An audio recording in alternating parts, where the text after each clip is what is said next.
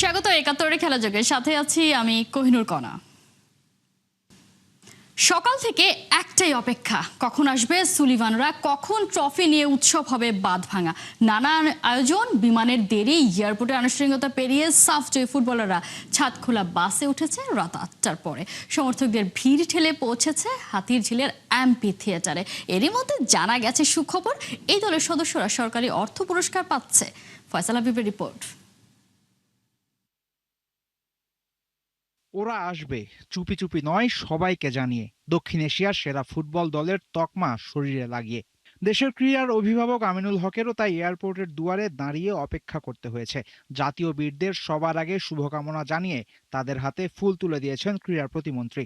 সাথে দিয়েছেন সুখবরও, দিন দুয়েকের মাঝেই সরকারের কাছে অর্থ পুরস্কার পাচ্ছে মিঠু চৌধুরীর দলের সদস্যরা। মাননীয় প্রধানমন্ত্রী ইতিমধ্যে তাদেরকে অভিনন্দন জানিয়েছেন এবং আমরা আগামী 6 তারিখ ইনশাল্লাহ আমাদের এই জাতীয় বীরদেরকে আনুষ্ঠানিকভাবে তাদেরকে জাতীয় ক্রীড়া পরিষদে সংবর্ধনা দিব এবং তাদের জন্য পুরস্কার থাকবে বাংলাদেশ সরকারের পক্ষ থেকে। মালে থেকে ঢাকার ফ্লাইটের সময় খুব একটা কম লাগে না। সাধারণত 4 ঘন্টা 10 মিনিট থেকে 20 মিনিট সময়ের দূরত্বে দুই দেশের রাজধানী। কিন্তু আজকের ফ্লাইটটা ছিল বিশেষ। ট্রফি গেছে বিমানের ককপিটে, প্লেনের পাইলটরাও ছবি তুলতে চেয়েছে দলের ক্যাপ্টেন এবং ট্রফির সাথে। এসব করতেই ফ্লাইটে হয়েছে দেরি। অবশ্য গ্র্যান্ড সেলিব্রেশনে মেতে ওঠার আগে এমন ছোটখাটো দেরি শুধু উৎকণ্ঠা বাড়িয়েছে উৎসবের আমেজ। ক্রীড়া প্রতিমন্ত্রীর ভাবনা আরও এগিয়ে। সাবেক ফুটবলার ভাবছেন এই ট্রফি জয় ফুটবলকেই এগিয়ে নেবে সামগ্রিকভাবে। এবং বিশ্বাস করি আমাদের আন্ডার-20 টিম যে সাফ জয় করে বাংলাদেশের মাটিতে পা রেখেছে এবং আমাদের আগামীর বাংলাদেশের ফুটবলে বড়রা যেভাবে এগিয়ে যাচ্ছে, বড়দের পিছনে ছোটরাও সেভাবে এগিয়ে বড়দেরকে ওভারটেক করবে, সেটাই আমরা আশা করি। সারাদিনের ক্লান্তি আর নানা ঝক্কি ঝামেলা পেরিয়ে অনূর্ধ্ব-20 দল যখন ছাদ খোলা বাসে পৌঁছেছে, তখন সবার মুখেই শুধু রোনান সুলিভানের নাম। সাধারণ দর্শক শুধু নয়, ক্রীড়া প্রতিমন্ত্রীর কাছেও রোনান আলাদা। তাই তো ফুটবল সেন্সেশনকে দিয়েছেন বিশেষ বার্তা। শুধু এতটুকু কথা হয়েছে যে তোমার পারফরমেন্স এবং তোমার খেলায় বাংলাদেশের যারা জেনজি প্রজন্ম এবং বাংলাদেশের যারা ফুটবল প্রেমী রয়েছে তারা অত্যন্ত উৎসাহিত এবং অত্যন্ত খুশি হচ্ছে। এবং রোনার এবং ডেকলান এবং আমাদের যারা অন্যান্য খেলোয়াড় রয়েছে, মাহিন, আমাদের মিঠু, সবাই আমি বিশ্বাস করি যে তারা মূল ন্যাশনাল টিমে খেলার জন্য মোটামুটি প্রস্তুত। খানিক বাদে বাসের ছাদে আমেরিকায় বড় হওয়া সুলিভানের হাতে শোভা পেয়েছে বাংলাদেশের পতাকা।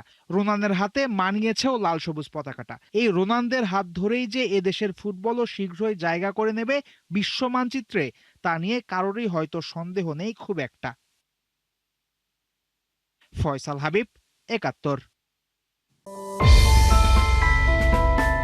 2 বছর আগের ফিলাডেলফিয়া ইউনিয়নের অফিসিয়াল ইউটিউব চ্যানেলের একটা ভিডিও। প্রবাসী বাংলাদেশি খাবার হোটেলে বসে খাচ্ছেন দলটার ফুটবলার কুইন সুলিভান। ভাত, নান, গরুর মাংসের ঝোল খেতে খেতে গুপ্তধনের মতো বেরিয়ে এলো চমকে দেয়া তথ্য। কুইনের মূল নাকি পোতা এই বাংলার মাটিতে। জানা গেল শেকরের কথা, উঠে এলো নানি সুলতানা আলমের নামটা, তার স্বপ্নের কথাও। যুক্তরাষ্ট্রে একই পরিবারে আছে 4 ফুটবলার। ব্যাস, ফুটবল প্রেমীদের বদৌলতে সেই ভিডিও ছড়িয়ে পড়ল সবখানে। সেই কুইনকে পায়নি বটে বাংলাদেশ, তবে ছোট্ট ওই কন্টেন্টের হাত ধরেই রোনান আর ডেকলান আজ উড়িয়েছেন লাল সবুজ পতাকাটা। জন্ম হয়েছে এই ছবিটার, বাটারফ্লাই এফেক্টই বটে।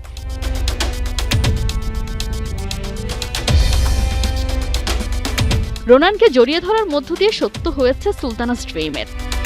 খেলাযোগ পেয়ে গেছে সেই 86 বছর বয়সী ঢাকা গার্লকে। এই মানুষটার কারণেই তো সুলিভান ব্রাদার্স আজ বাংলাদেশের।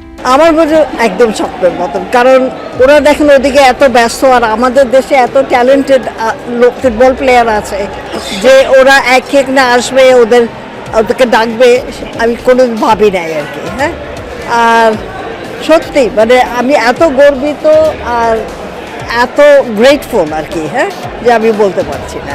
ওরা সবাই, ওর বাপ মা, ওর বড় 2 ভাই, আমার ছেলে, ওদের সব কাজিনরা বসে এগুলো দেখেছে।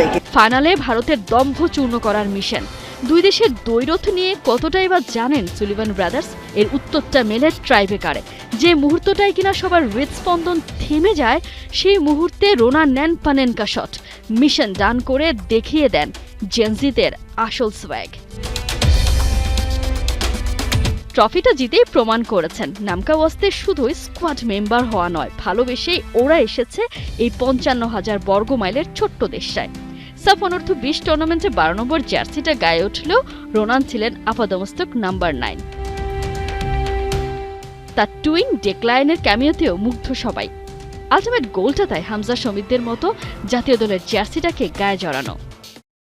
I love you guys.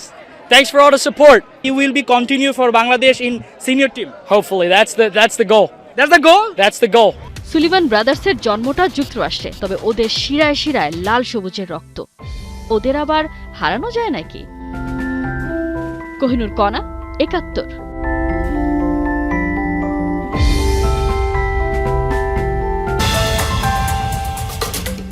One day টি20তে সিনিয়রদের রিপ্লেস পাওয়া গেলেও টেস্ট ক্রিকেটে এখনও সেই কালচার তৈরি হয়নি বাংলাদেশের ক্রিকেটে। এই খবর আক্ষেপের জন্ম দিলেও বিসিবি চেষ্টা করে যাচ্ছে বয়সভিত্তিক দল থেকেই যেন ক্রিকেটাররা লাল বলের খেলায় পারদর্শী হয়ে ওঠে।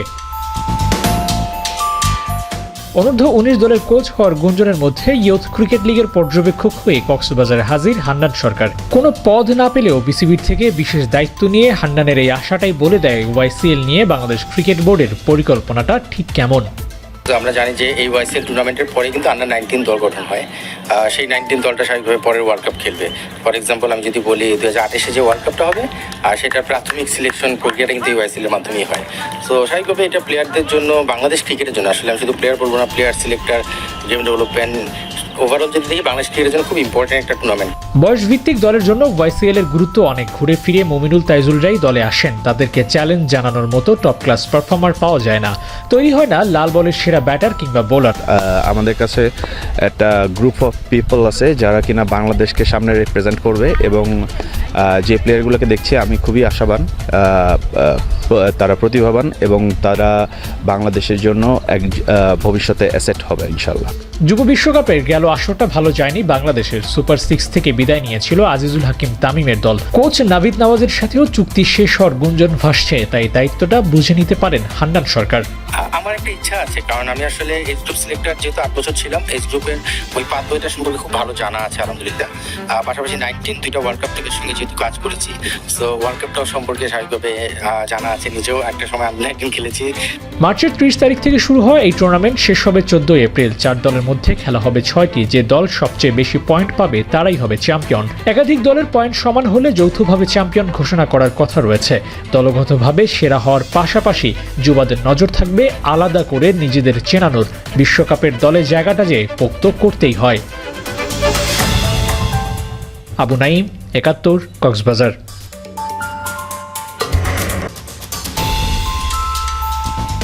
ক্লান্তি আমায় ক্ষমা করো প্রভু, আর যে পারছি না। এই হাহাকার আজ কেবল কোনো কবির পংক্তি নয়, এটি যেন নেইমার জুনিয়রের হৃদয়ে ডুকরে ওঠা আর্তনাদ। সুদিন আসতে আর কত দেরি, আর কতগুলো বিষণ্ণ সূর্যাস্তের প্রতীক্ষায় প্রহর গুনবেন ব্রাজিলের এই পোস্টার বয়। ফুটবল মাঠে সেই অগ্নিঝরা নেইমারকে দেখার আশায় ভক্তরা যখন চাতক পাখির মতো চেয়ে আছে, ঠিক তখনই আবির্ভাব হলো নতুন এক দুর্যোগের। শনির দশা যেন কোনোভাবেই কাটছে না এই সাম্বা জাদুকরের। বিশ্বকাপের মূল স্কোয়াডে জায়গা না হওয়ায় এমনিতেই নেইমারের ক্যারিয়ার এখন শেষের পথে। এর মাঝেও আশার আলো হয়েছিলেন কার্লো আনচেলোত্তি। তার পরিকল্পনা ছিল নেইমারের পারফরমেন্স নিবিড়ভাবে পর্যবেক্ষণ করার, কিন্তু বিধি বাম। সান্তোস বনাম রেমোর ম্যাচে 2-0 গোলের জয় যখন হাতের মুঠোয়, ঠিক তখনই মুহূর্তের ভুলে সব ওলটপালট হয়ে গেল। রেফারির একটা হলুদ কার্ড যেন ছিল বিনা মেঘে বজ্রপাত। ক্ষোভের বশবর্তী হয়ে নেইমার যা করলেন তাকে এক কথায় বলা যায় নিজের জন্য নিজেই গর্ত খোঁড়ার মতো। রেফারির মেজাজকে নারীদের ঋতুচক্রের সাথে তুলনা করে তিনি যে নারী বিদ্বেষী মন্তব্য করেছেন তা আজ দাবানলের মতো ছড়িয়ে পড়েছে চারিদিকে। মাঠের নায়ক মুহূর্তে খলনায়ক সেজে বসলেন বিশ্ব ফুটবলে। এখন প্রশ্ন হলো, নেইমারের এই ভুলের মাসুল কতটা চড়া হবে? ব্রিটিশ পত্রিকা দ্য সান জানিয়েছে, শাস্তির পরিমাণ হতে পারে পাহাড় সম। টানা 12 ম্যাচের দীর্ঘ নিষেধাজ্ঞা, সাথে বিশাল অঙ্কের আর্থিক জরিমানা। মাঠের সেই দাম্ভিকতা আজ নেইমারকে ফ্ল্যামেঙ্গোর মতো হাই ভোল্টেজ ম্যাচে কেবল গ্যালারির দর্শক বানিয়ে রাখছে না, বরং তাকে কার্লো আনচেলোত্তির গুডবুক থেকেও ছিটকে দিচ্ছে। ক্যারিয়ারের শেষ বেলায় এসে নেইমার এখন অন থিন আইস। 12 ম্যাচের এই দীর্ঘ বিরতি কাটিয়ে বিশ্বকাপের আগে স্বরূপে ফেরা কি আদৌ সম্ভব, নাকি এই ক্লান্তি আর বিতর্কের ভিড়েই হারিয়ে যাবেন সময়ের সেরা এই নক্ষত্র? তাজিন খন্দকার, ৭১। আবারও আপনাদের সবার মাধ্যমে বাংলাদেশ অনূর্ধ্ব 20 দল যারা সাফ জিতে এসেছে তাদের প্রত্যেকে শুভ কামনা রইল, এবং এর মধ্য দিয়ে শেষ হচ্ছে আজকের খেলাযোগ। সরাসরি সংবাদের অনুষ্ঠান দেখতে চোখ রাখুন ৭১-এর ফেসবুক পেজ আর সাবস্ক্রাইব করুন ৭১ ইউটিউব চ্যানেল। ৭১-এর সাথেই থাকুন।